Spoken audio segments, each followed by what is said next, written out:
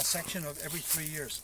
So if you see the different sizes, yeah. So this is line number 1. So that this year she's going to grow up. She'll grow a bit more, and that's it. So this year they don't get any attention this year, because next year they're going down, right down to the bottom. And so this tree, then this one will be that one like that next year, after a year. Then that gets pruned. And this one is the one that was pruned 2 years ago. See? So see how beautiful she is now? See, this is where you get pruned to this size. And after it gets pruned, how long would it take for it to be fruits again? This year, the first year won't have anything like this. No. But next year, then it will be like this. Right. And a wonderful crop on it. And so all the time they're circulating. Some farms now will come and chop down, they'll get it to a point where they'll chop down 1 full hectare at a time. Or they might do 5 hectares, boom, all the thing. And then another 5 over there is left on number 2 years, and another one is left, and so you do it by sections. And it's very economical. How many trees per hectare?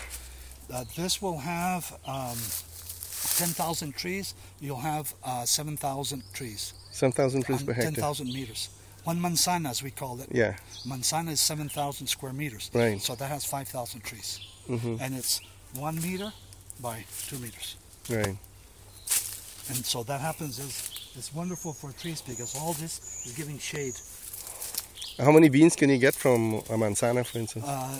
Where we'll go this afternoon, it's about 25 to 30 fanegas per manzana. Right. Okay? That'd be about 50. Some places, the production will go way up. The farm we're going to see in the afternoon, for example, is being pruned last year. Right. So this year it doesn't have that much. Which is more productive? We seem to be on the flat here. Yeah. Is it more productive on the slopes or trees on here? this farm it doesn't matter that much, but slopes are always better. Right. Because you don't have any plagues. The water will just wash through, and that's it, no problem. Okay. So but that's why we produce a lot on the slopes. Yeah. Yeah, but it's more difficult. It's more difficult to pick there if it's on a slope. Yes. Well, so people don't like it, pay a little bit more. But see how the earth is wet. It's all wet. Up on the slopes, it'll be dry. Okay.